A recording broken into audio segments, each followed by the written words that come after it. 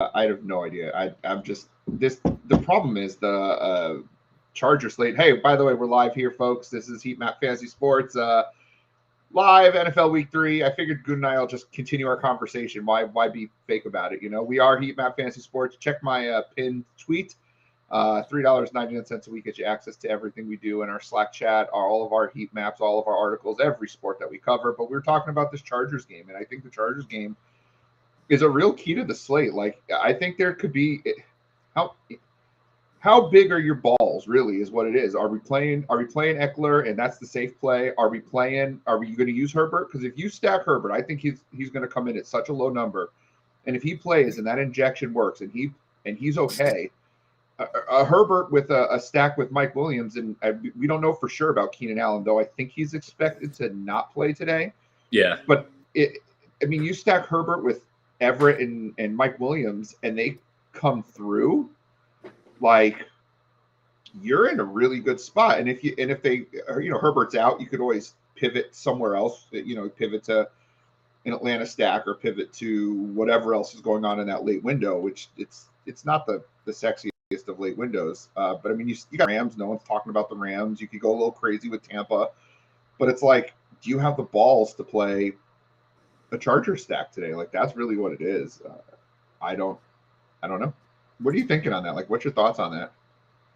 I don't know. I don't know if Herbert. I don't know if Herbert really makes any sense here. I mean, again, if you're making 100 lineups and you want to do one just on the off chance that he's okay, doesn't take any bad hits, and actually can throw it decently. I mean, part of the problem too with the injury is the throwing. It's the motion, it's the torque. It's very difficult on him. So I think that's more a part of the issue too. And realistically, like, why take the long-term view? Why would you want to mess the guy up further as well? I think the team should just override it and tell him, we don't care how you feel, you're just not playing. But he's going to he's going to try to give it a shot and push it up to game time. That's the problem too at a 4:00 game. If you have a Herbert stack built in there, you're going to have very limited options on how you can pivot and even adjust your lineup as well. So it's true. Before the 1:00 games kick off, if you're doing a Herbert lineup, you need to basically map out your pivot options on how you can change just using 4:00 guys. You really need a backup plan, so you're not just burning money with a dead lineup because your quarterback's not going. So what do we do here, though? Like, do we play Eckler? Do we just avoid this game entirely? I mean, I know a lot of us are using the Jags defense in cash. So, like, what do we do here? Do we just avoid it? Like, is this just because it's a big state and there's so many other quarterback options and stack options that'll still be low owned, like a Cincinnati stack or something? Do we just say F it and just not touch this game? No, I think Eckler is great to use. I really do. You worry about his snap share at all? He's only getting about 56% snaps. Is that it? I mean, and he hasn't hit 20 this year, which he usually does. I know it's only 2 weeks, but are we worried at all about his usage? Okay. Not yet. I mean, he's losing some snaps on really more the running work and less of the he's not really losing anything on the pass down work, which the pass down work is definitely more valuable from that regard. Yeah. No, I think it's okay. I'm not that worried there. And also too, again, for GPP purposes, you got the two guys directly below him in salary.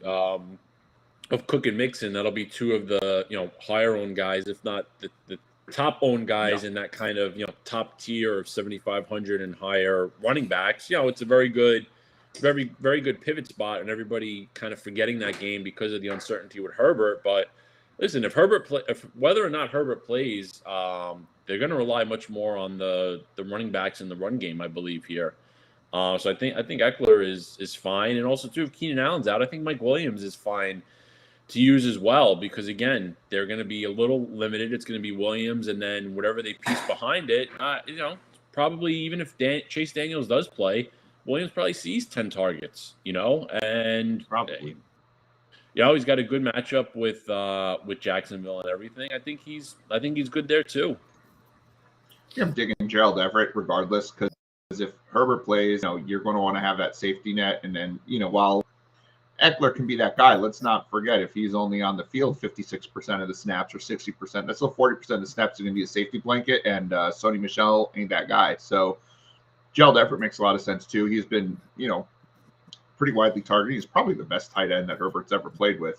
So that's, probably good for him. The thing is for me in a tournament, I know we were looking at the later slate, but like I think Derrick Henry's a little underpriced at 8,000. I know it's kind of gross to say, but I don't know. I get that Cook is in one of the best spots. Using him in cash, though, if you were going to spend up at running back in cash, I think it would be with Dalvin Cook. I think for tournaments, I think Henry makes some sense too. I just want to avoid. Personally, I think I'm avoiding that Chargers game for the most part. If you guys have any questions in the chat, please make sure to put them in there. We're here to help you, so please let us know what it is you want us to talk about as well. Throw those questions out there. We'd love to hear from you. So yeah, I think that I don't know. I think this Chargers game, because it's in the late window too, holds so much of a key to this slate in a lot of ways, because there's just so many questions surrounding it. And I just think for me, because we could stack, and we'll get into our, each teams, but I think there's potential for fairly low-owned stacks in Kansas City. I think Miami's getting overlooked a little bit. Minnesota should be pretty popular. Cincinnati is getting overlooked a little bit. I think this Philly-Washington game on both sides is pretty good. I think the Rams are getting overlooked, and I love that Atlanta stack today. So I think a lot of people like the Atlanta stack, but I'm looking out there, and it's like there's so many other options. I don't know. And we just talked about that there are a lot of other options at that running back range, in that 8K range, with Cook and Mixon being more, widely rostered. But then you've got Henry, who shouldn't carry a ton this week. Jones, who'll see nothing, but he could be, a big factor in the passing game. Kamara with Taysom Hill's out makes some sense. And then Jonathan Taylor. No one's playing Jonathan Taylor this week, and he's one of my favorite running backs at only $9,000 in tournaments. If Indy wants to keep this game close, I kind of hope they don't, because I bet pretty heavily on Kansas City minus the points. But if Indy keeps it close, it's got to be with Jonathan Taylor. And so I just think, even with Eckler being in a potentially decent position, I don't think we have to go there for this game at all. Like, I don't think this Chargers game is worth the trouble. Is that an unfair statement? Again, even though you're saying Eckler's a decent play, is there enough going on, Gutta, that if you don't feel comfortable, like I don't with this game, that we can just avoid it altogether and still be okay? Yeah, I think so. I mean, if you're uncomfortable with it, or you don't think it's going to make sense in what you're looking to do, yeah, you avoid it, and you take it out from the equation and you move on. I mean, again, it is uncomfortable. And sometimes the uncomfortable parts are the best GPP plays, that are there. And again, it's you get, if you have three players with similar type ceilings, and two are high owned and one is low owned, it sometimes makes a good pivot spot and all that. But again, if you're uncomfortable with the spot and you think that the quarterback situation is just going to make the offense non-existent, which we see quite often with backup quarterbacks as well. I mean, there's other good spots. I mean, hey, if you're considering Eckler as opposed to Mixon or Cook, you probably have the extra $100 to go up to Derrick Henry, who I think is definitely in a better spot than Eckler is. So you can just go that route if you're looking to make the pivot. Sean popping in just to remind us that, and we will get to this game in a second, and I love this game, that Mahomes and Kelsey, or in honor of Sean, we'll call him Kelchi one more time. Mahomes and good old Kelchi, less than 10% combined. I don't get anything about this Indianapolis game today. Money is pouring in on Kansas City, and the line keeps going down, which is weird. No one wants to roster Mahomes or Kelsey. Indianapolis will look terrible. Can you make it make sense, Gutta? Can you make that game? Can you make the lack of support for Kansas City? Can you make it make sense to me? I I mean, the DFS standpoint, the only thing I could think is that people are looking at Indy and saying they stink. So Kansas City's not going to need, like, if Kansas City gets to 24 points, I think people are looking at it that way, that's going to win the game for them. They're not going to need to go out and put up, 31, 35 points. And Kansas City's only putting up 24. You're probably not doing that well in a GPP unless the 3 touchdowns go to Kelsey, then yeah, maybe you're cooking there a little bit with a Mahomes Kelsey stack. But it leaves you kind of a pretty narrow window with it. That's the only thing I could think, because Indy's secondary is not very good. They're missing Shaq Leonard. They've already been kind of torched versus tight ends. I mean, Evan Ingram didn't have that good of a game, but Jacksonville made it a part of their game plan to give him 8 targets last week. So, I mean, there's a lot to be said with how teams have gone after, the Colts. Hell, O.J. Howard scored 2 touchdowns against them the opening week, so there's definitely the routes there, but my assumption would be nobody thinks Indy's going to put up that many points, so Kansas City's not going to have to keep their foot on the gas. But I mean, also too, we've seen in the past that Kansas City has no problem dropping 42 points on a team when they're not even doing anything. Because that's the point I was going to make. If you think about those Raiders games last year, there was one game I think Kansas City put up 4 touchdowns in the second quarter.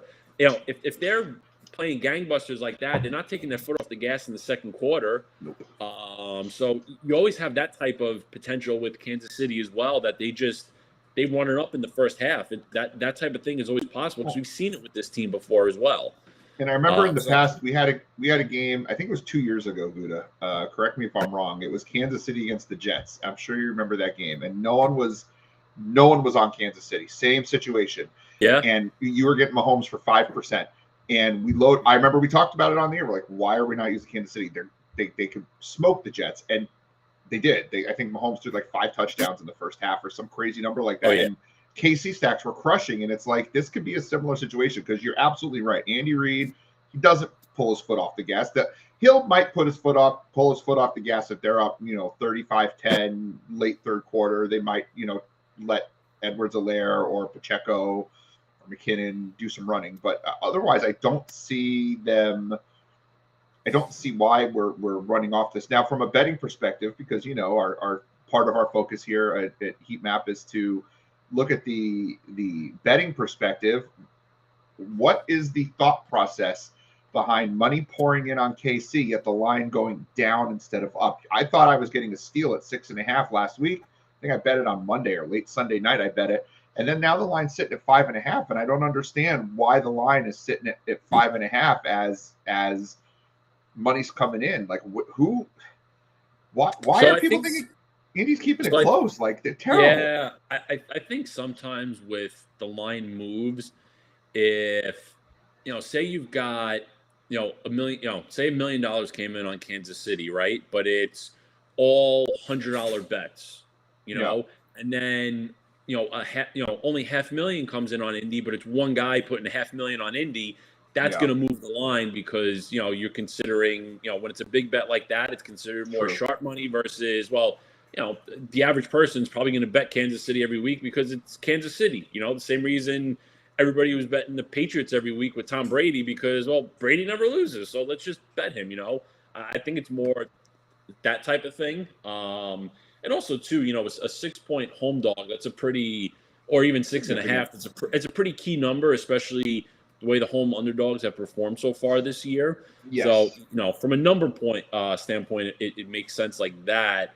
But I don't see Indy really keeping it close from the standpoint of possibly winning the game. Could it be within 7 to 10 points the entire outlook if Matt Ryan's on his game? Definitely can, because he can sling it around. But I just think it's one of those. Anytime you get Kansas City so low owned like this, and even too with a guy like Pittman, where Matt Ryan loves to target his number one guy, I think it makes a ton of sense.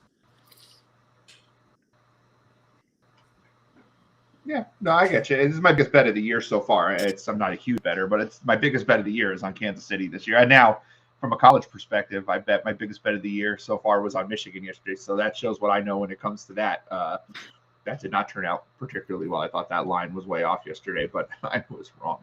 I just don't see it. I don't see Kansas City. I just don't see Indy keeping it close here. But, it's possible, I suppose. It is that time where Gutta and I get to scroll and look for inactives, anything major. We do have some things I want to talk about, obviously, when we but when we look at this. Kyle Phillips is inactive for the Raiders, or for the Titans. Not that we were going to use him necessarily, but he was their kick returner. But, he had a little case of fumbleitis, so that was really interesting. Good morning. Let's see. We've got Hunter Renfrow officially inactive. Jacobs is active, so that makes and I think Bolden is active too. That makes Zamir White pretty much useless. Yeah. He can come out of any cash lineups or any lineups really. Hayden Hurst active, which is good. That's very good. Let's see. Anyone else? The entire Bills secondary is dead, so we're not using that. So that makes Miami really good. Bills have nobody playing secondary right now. No, they don't. I think that game's going to be really, really fun for fantasy. I should probably get more exposure there. I have very little exposure to that game currently. Kenyon Drake is inactive, and that means J.K. Dobbins is active. That's good. Yeah. I'd still stay away from Dobbins, but that is a good sign for him. Ragnow is finally active for the Lions, and they already have the best offensive line in football, so that's really good. Swift is active. Kamara is active. No real big inactives yet. Let's see. For the Dolphins, Gaskin is inactive. Not that he's been taking away anything, but and not that we're really using Miami runners, but no. Roquan Smith active. Not great for Dameon Pierce, but we didn't expect him to be inactive. Bryce Hall inactive, not Breece Hall. Again, Jets fans, you see B Hall, it's Bryce the cornerback, not Breece the running back. We have to make sure that that's okay. Harrison Smith out for the Vikings. That helped. We knew he'd be out, but that helps with that continues to help the passing game for Detroit. That game's going to be sneaky, but we're playing Amon-Ra anyway. Jameis Winston active. That was expected. Anyone big for the Bills? No, literally just their entire defensive backfield, and Ed Oliver's out too. Yeah. That's pretty bad. Old man Velus Jones is out. Because they're missing, I believe they're missing another D tackle today also. I think it's an interesting spot for Raheem Mostert there. Because if you look at where a lot of the value and the builds are coming from, that's a pretty good pivot spot off of the Dameon Pierce area, and also too, it's just leverage against everything. Okay in the Gutta household. Yeah, the wife's making some noise on purpose, I think. No, she just dropped some stuff in the fridge. I think that it's a pretty good leverage spot off of the anticipation of the passing game as well. So it's just one of those spots where everybody's looking for the value in that range, but Mostert is not being considered. It's very possible that Edmonds has more work than him, but Mostert saw much more work last week than week one and kind of was ahead of Edmonds. So maybe it's a back and forth every week, but I think it's a consideration, especially with the popularity that game may have too. The thing that interests me about Mostert is that 3 targets last week, which is kind of a bit of a surprise. Sean is very happy right now. You've made him a very happy man. He loves Mostert. I think if we're spending down and there's not a lot going on, cheap running backs, I think that's a really good pivot spot. I like it quite a bit. McKinnon in that area too, but I think Mostert is. Will we finally get those best ball shares looking decent? That would be nice. Rojo inactive, by the way. Not that matters. We weren't using Rojo, but yeah, I think Mostert's a really good spot, especially if he's going to keep catching passes. I think that backfield's going to be more 50-50 or 60-40 Mostert. While he's not injured. Once he gets injured, inevitably he'll be done. But he's lightning fast too. People forget how fast he was. Go back and watch that game when he ripped off an 80-yarder against the Jets on the first play of the game back a couple years back. That was pretty damn impressive. He flies. So you get him out into space. There's some stuff out there that when like most things that Mostert's done and all that he's like probably the fastest guy in the NFL, like faster than Tyreek Hill, which is saying a lot. Yep. I mean, again, you got to get into open space for that to matter, but that's all he needs. He needs a little open space, and that's it. I agree with that. Let me take off the scroll since there's no real surprise in actives. It's different than we thought. So, let's go there now. I was going to go somewhere else. I was going to wait till we got to this game, but what are we doing with the Tampa wide receivers? Did they announce the inactives for Tampa yet? I haven't. Oh, it's a late game. They're playing Duh. Now I'm old. Cole Beasley, $3,700 in play. No, not in play. I mean, that's a Tom Brady receiver that he's a little slot white guy who can get open. I mean, they're two peas in a pod. Those two. Are we sure that Cole Beasley's not going to see 10 targets today? No, if anything, it's Scotty Miller. Because Miller's been there. It's Beasley will probably be the number 4 because I'm working under the assumption that Julio's not going to go. All the other guys that are questionable for Tampa, it's pretty much been reported by either Schefter or Rappaport that they're in, and Julio's going to be a real game time decision. But he didn't do much during the week. He's still getting treatments. I don't think Julio's playing. So I mean. So I was looking at Perryman and Miller, but I mean, right now, ownership trends. I mean, Perryman looks to be coming in either as the second or the third highest receiver this week. Anytime you get a punt option like that, that's going to be so widely owned, it gets tough to justify. Go the other direction. Yeah, so maybe you pivot to Miller, or I mean, maybe you just avoid the spot in general. Maybe there you go. Maybe they're just you're speaking my language. Maybe they're just going to end up running a ton. Leonard Fournette becomes check down Charlie, gets 10 targets, and it's a boring 17-10 game. Maybe the game is kind of like Tampa and New Orleans was last week. Green Bay does have a pretty solid defense. They got torched by Justin Jefferson, but that's really all they've kind of given up this year. So, maybe this is just a low-scoring, boring game. Fournette maybe gets there on volume, but that's kind of all we see.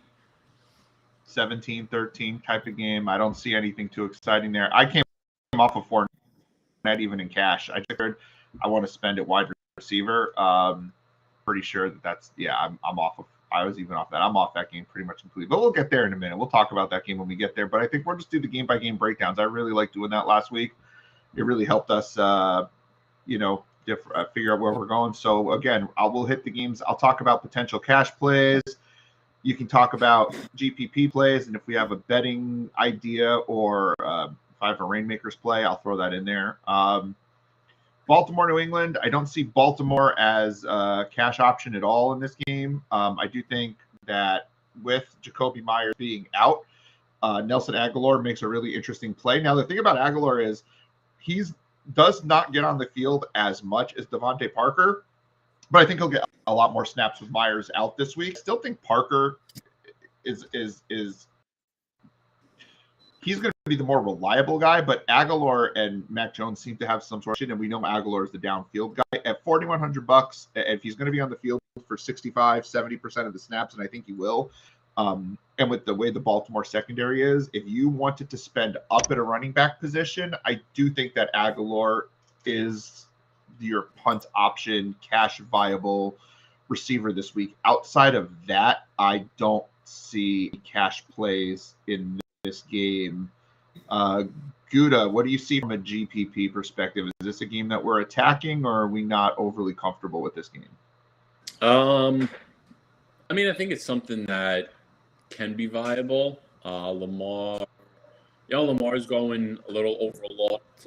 He's very pricey this week, but Historically, New England does struggle a little bit with these mobile quarterbacks. I think, I really like Aguilar in the spot. I think Yep. maybe, a little Lamar, Bateman, Aguilar type play I think has some viability this week. Belichick's probably going to do his best to, take out Andrews from the equation, and if he does that, I think it's going to be much more for Bateman there, and you can maybe look at Isaiah Likely again. Same type of thing. He's going to play this week, and it gives you some options there.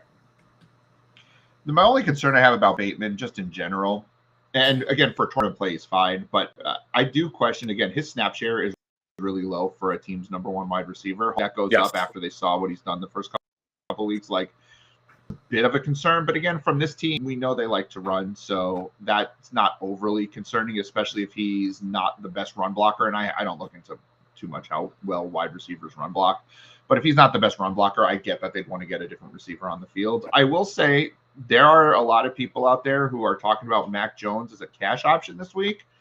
I have in the pool, but like, I don't think we need to go this low. I get that he's $2,500 cheaper than Jalen Hurts, but he doesn't. You don't really need the 2,500. I guess if you're going to spend up a running back to Dalvin Cook, but the field isn't doing that, and we tend to like to follow the field and cash a little. I'm not recommending it necessarily. Again, in the pool, if you want to make pivots elsewhere, he's probably one of the better, cheaper options. Though I'd probably rather go Mariota. Really making that play based on the Baltimore secondary being trash, but I don't think we have to go there in cash. Kansas City, Indianapolis, cash perspective. Kelsey, if you're spending up at tight end, I'm not. Mahomes is in play, I suppose, but I'd rather just use Hurts or Josh Allen at that price point. And so otherwise, I don't see a cash option. If Michael Pittman was 6,200, 6,300, I'd consider him. Or if he was out and Alec Pierce was out, Ashton Doolin would have been a really good cash play. But right now, we don't really know outside of Pittman where those are going, particularly on the cheap end. I think Alec Pierce should get those targets, but we don't know. And so I'm not touching this game for cash because I'm not spending up to tight end. But if I were, he would be the guy. Gutta, GPP perspective, I imagine we're a little more excited about this game than we were about the other game. Very much so. I do think Kelsey is one of the better options on the slate in its entirety. Tight end has become such a wasteland that sometimes using the value at other positions and paying up at tight end gives you a huge advantage because, so many of us in the GPPs are fine with using, spend down guys like Juwan Johnson and things like that. We're like, okay, he's 2,900. If we're getting, we're looking for 8 points from him, we're happy. But, if you use a punt option at wide receiver like Mac Hollins instead, Hollins got 8 targets last week. He's probably the number 2 receiver this week. Like, there's potentially more upside there where a guy like Kelsey can really separate you from the field. And again, he's the type of guy that has, he can have as much upside as anybody else. Yes. I've already kind of talked to death the great matchup it is versus Indy for tight ends. And then, too, the game is going to be solo owned, and you can get pretty unique if you're using this in a correlation standpoint, not as your main stack or even with the main stack. I think there's plenty of viability. Obviously, Pittman makes the most sense. I think there's a way. The builds are a little tough. You have to get a little creative, but Mahomes, Kelsey, and Taylor, I think, is a very interesting way to play this game also.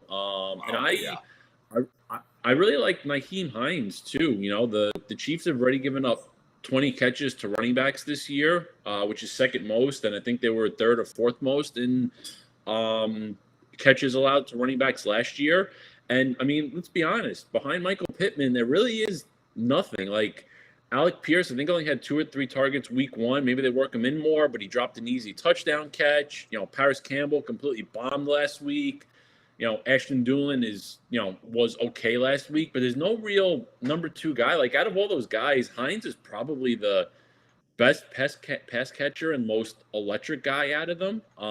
And if Kansas City is kind of running away with it, or Indy is in catch-up mode the whole time, I think there's a real chance you could see 6 to 8 targets for Hines that he can do something with. And it 5,000, again, it's in that Dameon Pierce range. It's in that cheap running back range that people want to go, but Hines is not being looked at. And I think it makes a ton of sense there.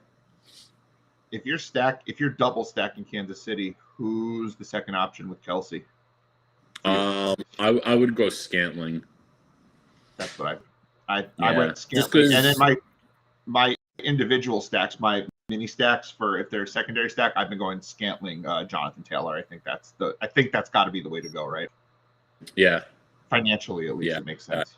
Yeah, I mean, listen, if you're doing a milli lineups, or you got 100 builds that you're doing, Sky Moore maybe you can throw in there in that cheap punt area, because again, the KC wide receivers have not done very much, and the Chiefs made it a point this week to say that Sky Moore is going to play significally more snaps. I mean, he only played 2 or 3 snaps last week, so significantly more can mean 15.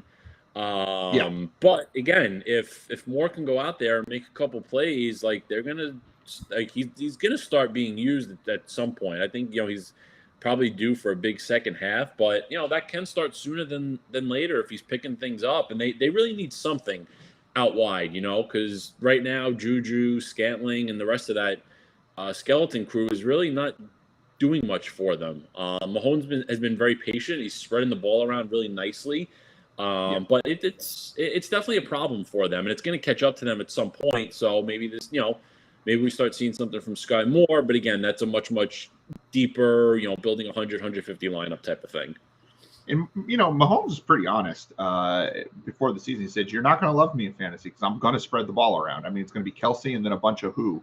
I'm looking at prop bets on this game too. I think there's some decent props on here, especially if you're going to do like a same game parlay. You've got Nyheim Hines. You're getting plus money on over 3.5 catches.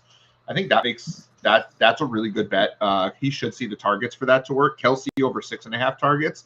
And then one that I really like, and this is one you should kind of check on a weekly basis, is Kelsey's longest reception. It's at 21.5, which seems high for a tight end. But over the last 6 years, Travis Kelsey is number 2 in the NFL in yards after catch, or it's some crazy number behind DeAndre Hopkins, per catch. He is more of a downfield threat than anyone gives him credit for. And I just think that number's low considering how bad Indy has been against the tight end. Just something to think about there. And of course, Kelsey with an anytime TD makes some sense as well for if you're going to same game parlay this. New Orleans at Carolina, cash wise, nope. There's just nothing in this game that makes cash sense to me. I don't see it. We're not playing McCaffrey in cash. We don't like the quarterbacks. Michael Thomas at 5,900, given his target share is good, but again, snap concerns me a little bit. Carolina's got pretty decent secondary. New Orleans is on the road. Maybe if Drew Brees was the quarterback, and I know Winston's been pretty efficient, and I really looked at Thomas. I believe he's in my cash pool, but I'd rather use T. Higgins at $6,100. I'd rather use a couple other guys at that number. Not really in love with this outside of maybe Michael Thomas if he's a guy that you feel comfortable with in cash. You love in this game for a tournament. I mean, this high flying. What's the total on this game? 40. It's not. What do we like for tournaments in this game? I mean, I think Olave and Kamara are good tournament wise, but that's about it. Olave's pretty clearly the deep threat there. I mean, he had over 300 air yards last week, which is just pure insanity. And again too, Kamara,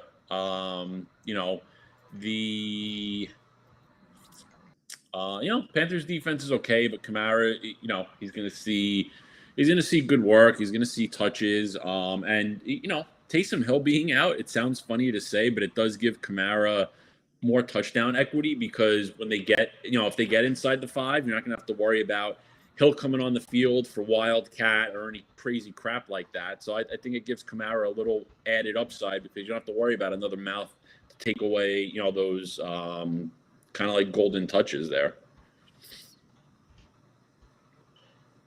I just sent you a private message there. I have to walk away for a second if you don't mind talking about the next game, Houston and Chicago.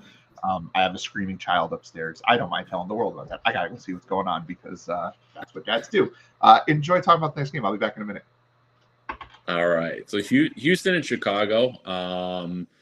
So the cash perspective is pretty easy. The two running backs are very much in play here.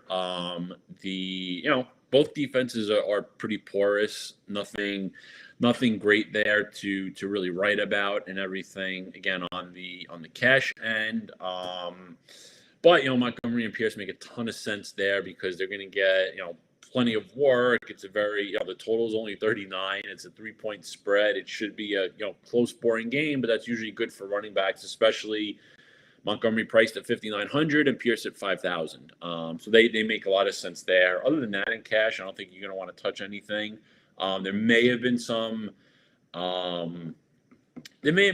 consideration for Brandon Cooks, but the wind is going to get upwards of like 30 miles an hour here. And that's not it's not a great passing environment, especially when you already have, quarterbacks that aren't the best there. And then, tournament standpoint, again, same thing. I think Montgomery and Pierce are in consideration. I'm going to be very, very underweight David Montgomery because he's going to be probably over 30% owned because it's a good matchup against Houston. They're home, everything, they're favorites, everything sort of plays into account with him. But when you get running backs like that, especially value running backs that want to, that people are going to be so highly owned on, it's a very, very easy spot to pivot off of and everything there too. Let's see what's in that Montgomery spot. Like in that Montgomery spot, there's not any, not that many strong direct pivots, but you can make a case for Cordero Patterson, going up against Seattle. I'm not totally crazy about the play, but again, that's the same kind of scenario with a low scoring, close game, and Patterson kind of dominates some of the backfield work there. But other than that, the other part then with Pierce, there are some good pivots there in that area that we've spoken about. Michael Carter, only $200 cheaper, more expensive, sorry. And then even going a little bit lower, I mean, Rashad Penny maybe makes a little sense there, again, in a similar type of matchup. And also, too, I think maybe Ramondre Stevenson, he's seen quite a bit of snap share. Maybe Damian Harris is a little banged up with his knee. He's not on the injury report, but, I think those are some of the GPP ideas there as well. That's right. 9 Hines you just mentioned before. It's another good one. So what happened is my poor little girl, she's 11 years old, and she had apparently a Mickey Mouse necklace or Minnie Mouse necklace that we bought at Disney World this summer that she accidentally broke, and she was apoplectic. 11. They're very emotional. 11. Thankfully, it was nothing else. There was no fighting. There was no anything. She was just very, very sad. So that's why I ran away. Apparently, I didn't know what's going on. Hear my little girl crying. I'm going to go figure it out. Let's see. Monty in cash. What could go wrong? Oh, so much. So much. And we want to know about Breece Hall. We will get to the Jets game, Brandon, and we will talk about it. But I think, we're talking as a pivot from Pierce, right? Yeah, so I brought up Quarter in that price range. I mean, I'm not using Hall yet. Carter is kind of dominating the backfield work. Maybe not dominating, but he's definitely the 1A. And Hall lost some snaps last week to Ty Johnson on passing down. So, Hall is far and away the best running back in that backfield, but Carter is very good, and they're not going to rush Hall into, 20 touches a week yet. He's working in, and, the Jets offense has been decent the first 2 weeks of the year. So, I don't think they're going to start changing things up drastically. I think the touches and snaps that Hall lost to Ty Johnson are an abomination. It should not be happening. I mean, Ty Johnson is much of nothing, but that's the NFL these days, right? So I would probably stay away there. I just, I think there's in that price range better options that you can use if you're looking to pivot away from some of that Pierce or even Montgomery chalk. Side question: as I'm pulling up the Buffalo Miami game, let's say the Jets go 1-2 in their next 3 games. They're sitting now at 2-3 after 5, and they're competitive in most games. Does Zach Wilson get his job back, or is Joe Flacco keeping that job until he starts to suck? Oh no, Wilson's coming back in the second that he's ready. You think? I don't think so. I disagree. We'll make a gentleman's bet on that. I think if he's ready and the Jets are competitive, I think Flacco keeps the job for a while. I don't know. It's possible. I just don't think there's any long-term upside to that. And you're just really, you're hurting Wilson a little more also. I don't know. I don't see it happening, but. Just what if the Jets made good decisions? Well, there's that too. Could have had Mac Jones. Could have just had Mac Jones. Could have had Davis Mills, the best quarterback from that class. Miami and Buffalo, from a cash perspective, if you have the money, and you could this week, spending all the way up to Josh Allen in cash is never a bad thing. Should be strong this week. Wide receiver wise, Stephon Diggs to me is an absolute lock in cash game.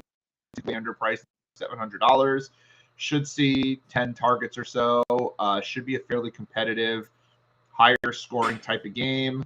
I don't think the weather in the Atlantic is going to affect this game yet. No. We avoided that. And so I think Tyreek Hill cash, 3 years ago, I would have been like, Tyreek Hill never in cash. Now he's just a target. The guy has for 3 years now has been getting 10 targets a game. I think in this particular matchup with the entire Miami Buffalo secondary out, I think Tyreek Hill is great in cash. I don't have a problem with Jalen Waddle in cash.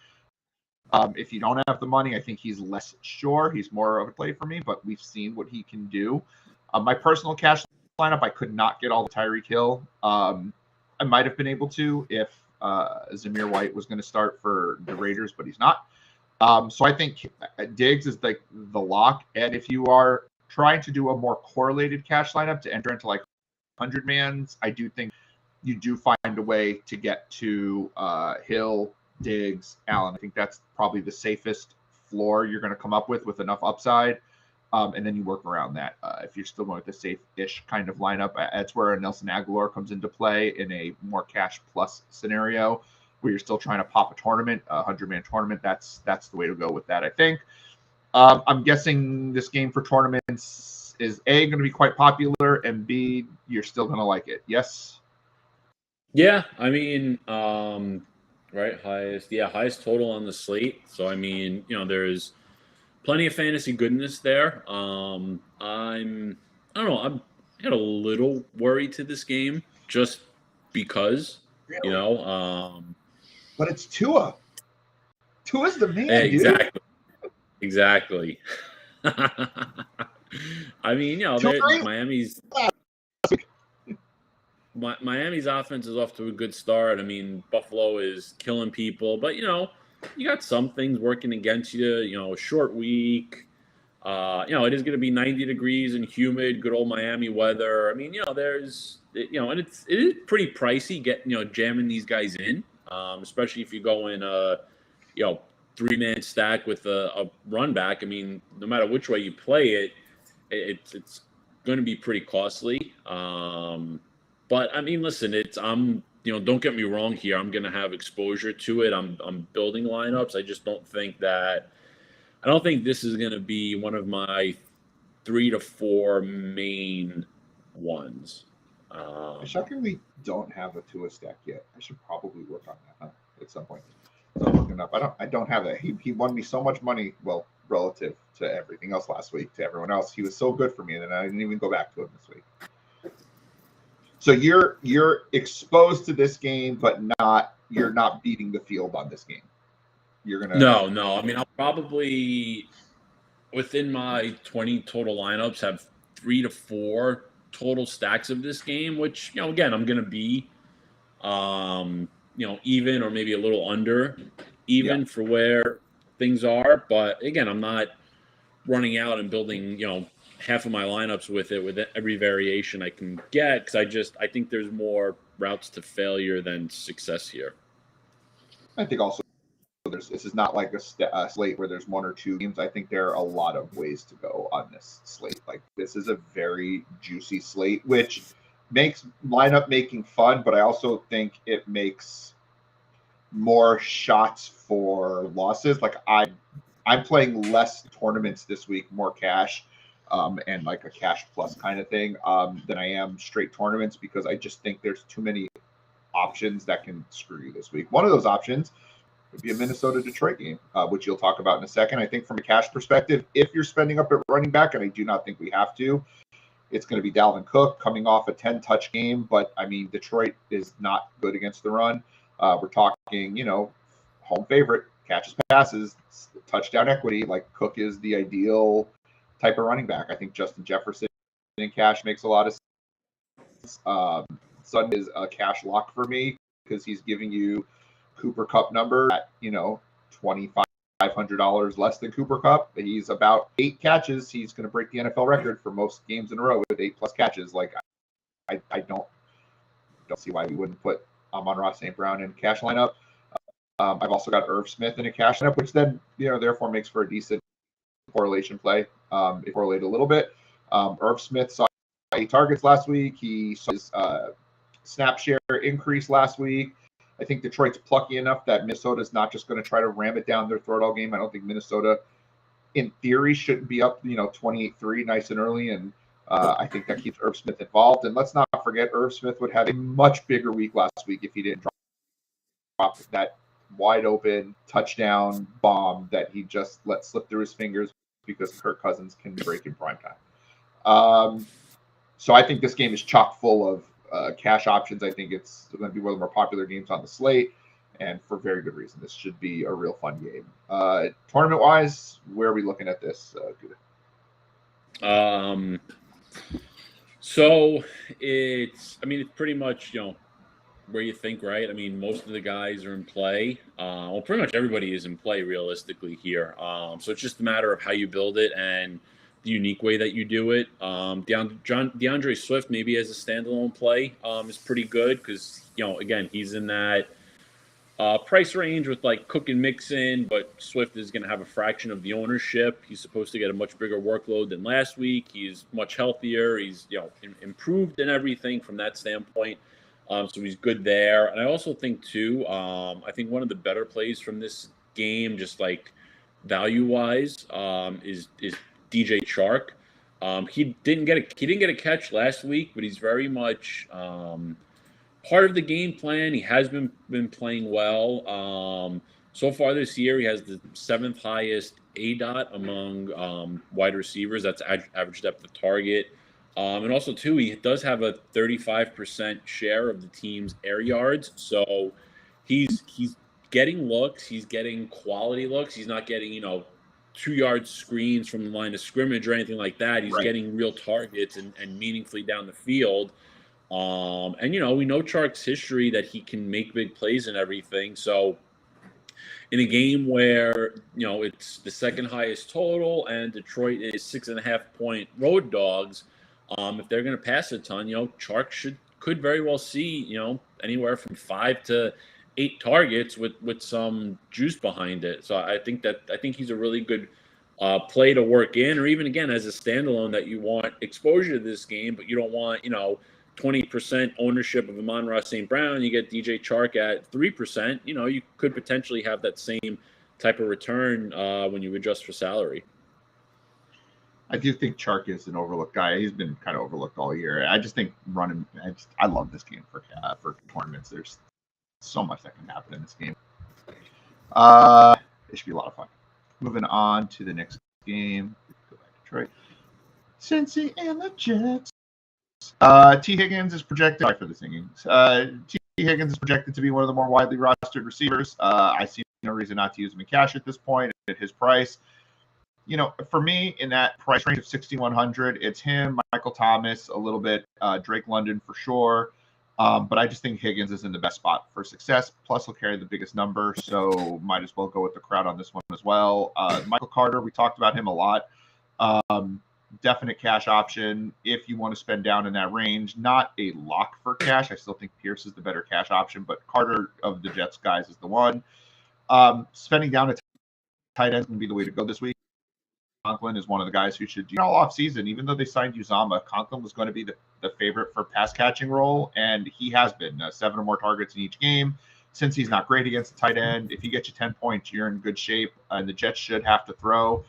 So if you have money to move up from Irv Smith, or you don't want to play Irv Smith, maybe using Justin Jefferson or Dalvin Cook, and you don't want to, have 2 guys from the same team, Conklin is in that range of players that makes a lot of sense for cash.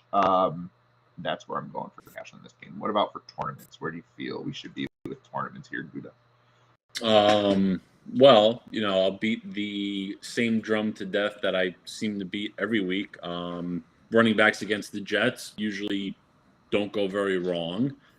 Mixon's going to be one of, if not the highest running back owned, so it affects it a little bit. But again, you get creative with it. If you really love Mixon, you think he's going to be a top 3 scoring back this week. Like, again, most times running backs against the Jets fall into the top 5.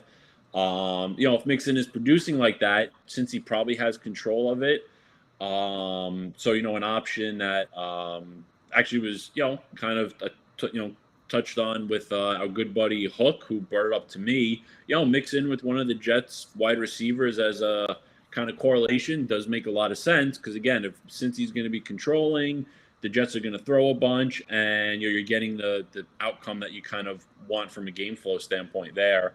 And then, and also tournaments, Cincy pass game stack is going to be, a very contrarian look. I mean, as individual pieces, you're looking a barely 20% combined ownership of Burrow, Chase, and Higgins. And as a stack, I mean, you're probably going to see, if you're in a 1,000-person tournament, I mean, you'll probably see less than 20 stacks of that if you even get that high. So I think the passing game is a very good leverage spot just on the entire slate and off of Mixon also. And you just got to hope the Jets can score some to make the Bengals keep passing, or just have such a big first half that they put 5 touchdowns up or something like that. I love the Bengals stack this week. I think they're going way overlooked. A Bengals passing stack can have a good game, as can Mixon. If Burrow throws for 3 touchdowns and they all go to Chase and Higgins, right? And then Mixon can run for 100 yards and a touchdown, catch 3 or 4 passes. They can all have decent games, and the Jets defense is porous enough that we know that can happen. Everyone's going to flock to Garrett Wilson as the run back. Makes a lot of sense, right? Because Garrett Wilson has whatever it is, 22 targets over games. But Elijah Moore, $400 cheaper with a fraction of the ownership, and he's still good. I mean, he still has 5 or more targets, and he's one of the more dynamic receivers in the NFL in the open field. If you go back and watch his college tape, he was really good. I think that getting him, putting him in a lineup as a run back on that, or even as a mini stack with Chase and Moore, or as a run back on a mini stack with Joe Mixon, the Jets are going to have to throw in this game. And I think Carter will carry more ownership than Moore as well. And in that same price range, you can use Moore. I like him. What are your thoughts on using Elijah Moore as a run back from a Jets perspective? I like Moore there as well. Moore and Wilson. I still think Moore is kind of the 1A there, and Wilson just better matchups and a little better luck with it. I think you could see a little regression both ways potentially. I think either guy is very viable there.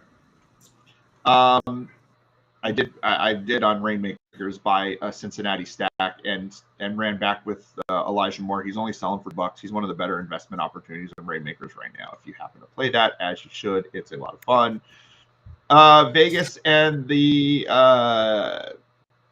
Titans. I don't see cash options here. Josh Jacobs will play. It's a great matchup, but I can't use him in cash even at 5,400. I'd rather use Miles Sanders. I don't see a wide receiver worth playing, though. Gutta brought up Matt Collins earlier. I think if you need to go all the way down to wide receiver, the guy had 8 targets last week. Hunter Renfrow is out. They've been managing Aaron Waller's snaps, it feels like, that he's been sort of in and out more than you would think. Matt Collins, if you had to go all the way down, if you were spending up at a different position, maybe makes sense if you wanted to try for Cup in. Matt Collins could be a guy to use. I'm not necessarily going there, but he's just outside the pool at $3,300. I'm just looking at the time now. We need to run through these games. What do we like this game at all from a tournament perspective, Gutta? I mean, maybe Carr and Adams. Just Tennessee secondary is nothing special, and they're going to carry no ownership coming off of the big dud from last week. But other than that, Matt Collins, and then of course, again, I think this game sets up very well for Derrick Henry with the Titans defense. Just because the great West Coast team coming east, 1:00. The Raiders' run D is absolutely pathetic, and Derrick Henry's always got the upside to break a slate. So I mean, I don't think Henry's looked that great this year. He looks like he's maybe already kind of lost the touch, but. Listen, we saw Adrian Peterson 2 years ago running for 150 and 2 touchdowns. I mean, these guys can still do it when they get the right opportunity, and I think this is a very good spot for Henry. And again, he's in that price range where you're getting some pretty big chalk. And if I'm not mistaken, from a betting perspective, I believe, the Titans are home dogs here. They're great for a teaser, and I actually think they're a live dog. I think Tennessee wins this football game. So. Too talented still. Treylon Burks is a guy to kind of consider. Philly and Washington is another one of those games where we can use a lot of players for cash. Jalen Hurts is going to be the chalk cash, as he should be every week. He is my cash quarterback. I know he's good as cash. Right? He's still your cash quarterback, Gutta? Yep. Hey, that's the rule, right? If Jalen Hurts is on the slate, Jalen Hurts your cash quarterback. Miles Sanders perhaps is a cash, though I don't think we need to go there. Curtis Samuel should absolutely 100% be in your lineup. He's seeing way too many targets and way too many opportunities to not pay off this price. Even if you take out his touchdowns, he's still averaging just about 3x every single week. I love it. Logan Thomas, if you're not using Curtis Samuel, he's in a ton of routes, getting a decent number of targets. He's not great against the tight end. You should have two players from this game in your cash lineup. I think this will be one of the higher scoring games on the slate. I would bet the over on the game. Tournament wise, what do you like for this game? Pretty much everything except for the running backs and the passing game except for Terry McLaurin. You don't like McLaurin? No, I mean I think he gets Darius Slade. I think he gets the Darius Slade treatment, and that's not good. Man, better for Samuel and Dotson. They're cheaper. I love stacking Wentz, Dotson, Samuel, AJ Brown, and then you got money to spend elsewhere. I think that's a great way to go about this game. Yeah, and I think the tight ends are both very, very viable. Neither team is very good against the tight end, so it's a very good opportunity there. And both guys, pretty affordable. At the beginning of this show, we spent a lot of time on the Chargers-Jacksonville game, so I'm just going to pop right past it. We just said Eckler may be in the tournament, and Jacksonville defense possibly is a good cash option. I think this game's in a void. Gutta thinks you can stack it and be okay. Green Bay, Tampa Bay, we touched on a little bit. This game we also think is mostly in a void. Leonard Fournette's a big cash game option at the moment. I'm not going there, but you cannot argue his volume. It's been ridiculous. Not so much in the targets this year, but the volume's there. I just don't think we need to go there today. I know we talked about this game a little bit, but any quick thoughts on cash or on tournaments for this, or we're kind of avoiding this game? I mean, maybe Perryman and Scotty Miller. Fournette's going to be very highly owned. It's a little worrisome, but his volume could just be through the roof that it doesn't matter. And I think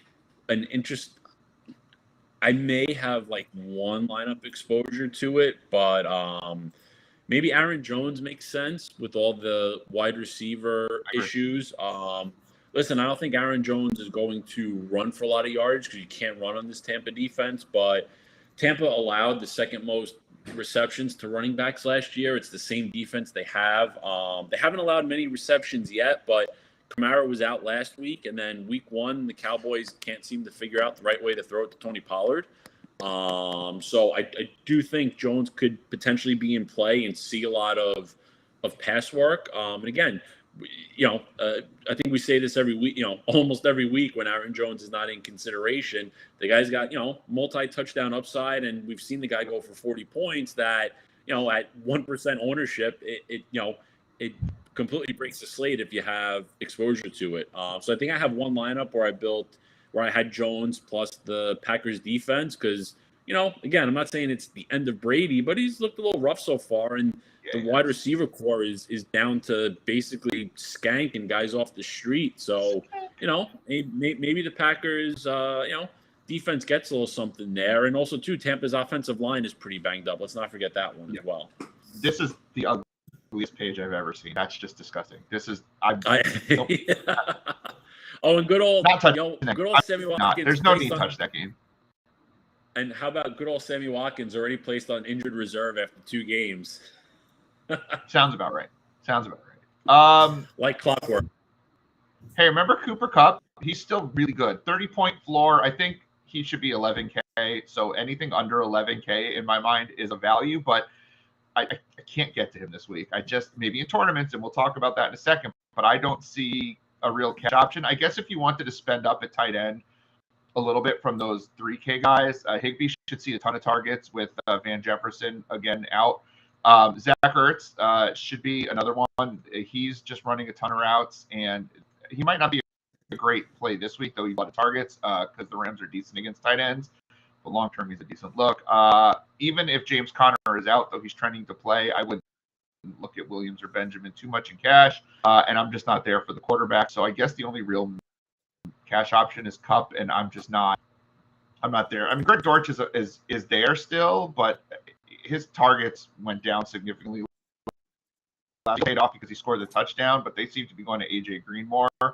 I'm just not this game. To me, this game's more tournament option. What are your thoughts here? Is this game getting overlooked, Gutta? Like, are we being silly not stacking Rams game? What's up here? I mean, the Rams are always viable. I think it's a matter of what Arizona may put up, but the Rams could put enough up that doesn't really matter. I mean, I don't really have a strong opinion one way or the other. I think they're viable. A little exposure is okay. That's kind of it, I guess. I hear you there. And then last but no, stop it, stupid DraftKings. Last but not least, maybe my favorite stack on the slate. I've way too much to this game. I love Atlanta. Seattle is not a team you really want to face at home, but because they're the 12th man and all that, but they're also not great. I think that first game against Russell Wilson was their Super Bowl, and it's kind of downhill from here. Just load me up here with Mariota. Love him in this spot.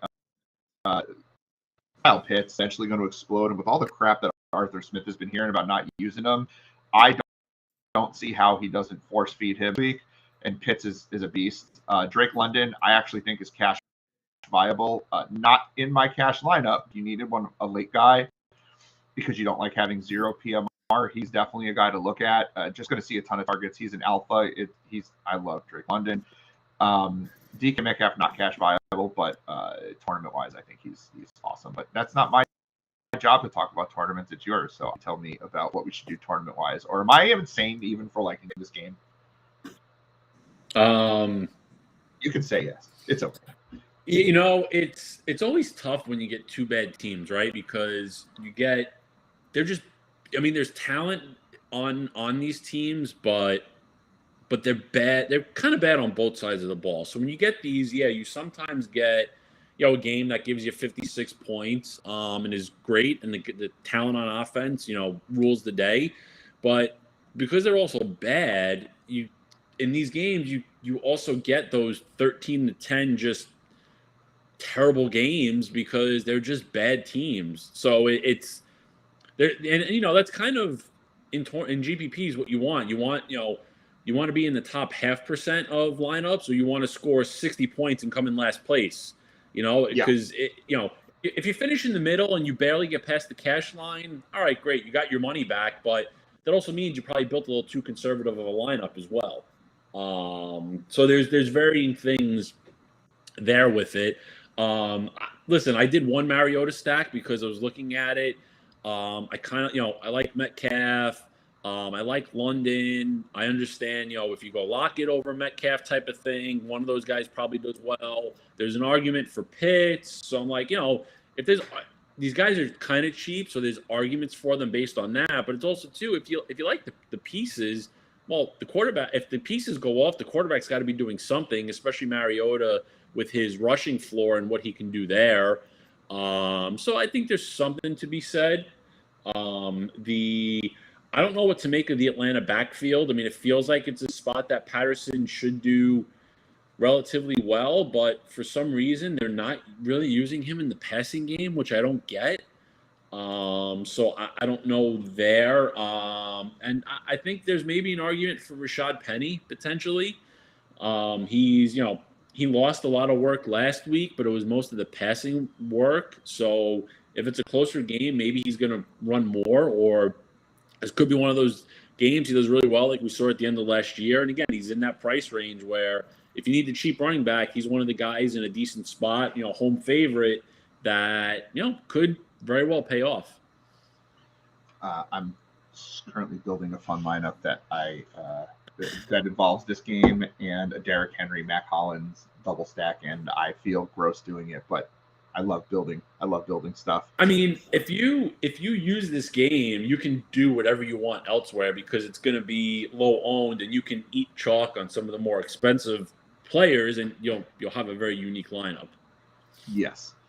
You know what you can't do is you cannot build this game with maybe you kind of can. Oh wait, hold on. I'm building here. I should build it right on the stream, but I'm being douchey about that. Let's see. I've got this stack, and I'm trying to build it with not a Mac Hollins, but I've got a Henry Devontae Adams stack, and I think that can be a lot of fun. Now I just got to pull. Oh, I know what I'm going to do. I'm going to pull your boy Mostert in this lineup because you seem to like Mostert at $4,500. And then what can I do with the rest of that? That leaves me $4,000. Be a good $4,000 receiver. Who do we like at $4,000 at receiver this week? Can you get another 100 to get Aguilar in there? Yeah, because I can just change my defense. Okay, there you go. Metcalf here. Because I had the Titans defense, but I don't need them because. I mean, if you want to keep the Titans defense, I think Zay Jones could be a solid play this week. Now I'm just going to switch over to the Panthers defense because it is Jameis. Okay. So a pick six is coming. So all right, this lineup's Mariota, Henry, Mostert, Adams, Aguilar, London, Pitts, Metcalf, Panthers. I guess I could have gone to just Lockett instead of Metcalf, but I think Metcalf's a beast. So Falcons with Henry and Titans D. Yep, that's kind of where I was going. Brandon's doing the same thing. All right, I'm done building lineups on the stream. This week, here we go. Here it is. It's done. We're ready. Let's crush this week, folks. A lot of cool stuff out there. Gutta, any final thoughts for the day? Let's see. What can I give everybody today? Give us some words of wisdom. Derrick Henry 2 touchdowns. Oh, okay. And just get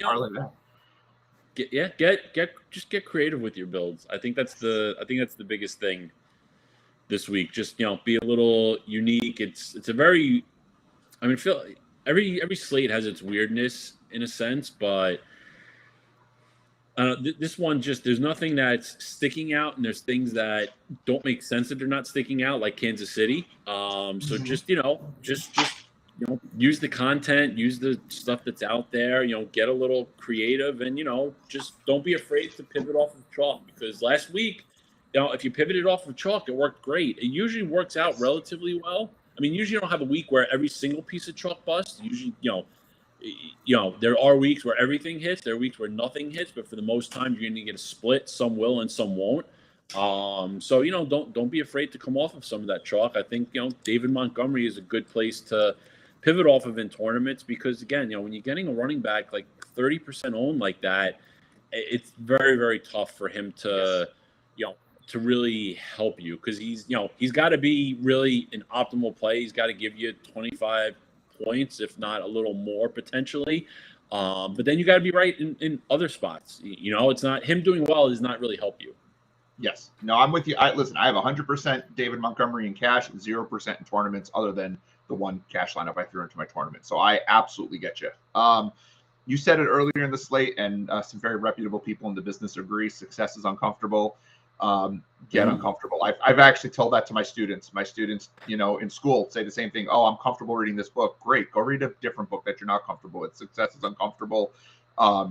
I believe in that, and I'm trying to get uncomfortable with lineups, hence my Derrick Henry play this week. I agree completely. Get uncomfortable. And that's it. Have a wonderful weekend. And next weekend, I will be very uncomfortable during our live stream because I will have just gotten my booster shot, and we know I don't react well to those. So it could be a really, really fun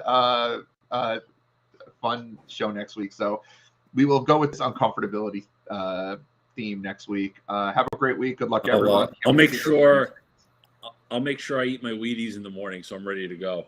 There you go. I'll be 2 days removed. I'm getting it Friday night, but usually I don't feel great 2 days later. So we'll see. Saturday is going to be awful. I'm just be getting college football all Saturday from my bed, miserable. But Sunday we'll see if I can come off it. That's it. Have a great week, guys. We'll see you in the chat, Slack chat. Show those green screens today. Good luck.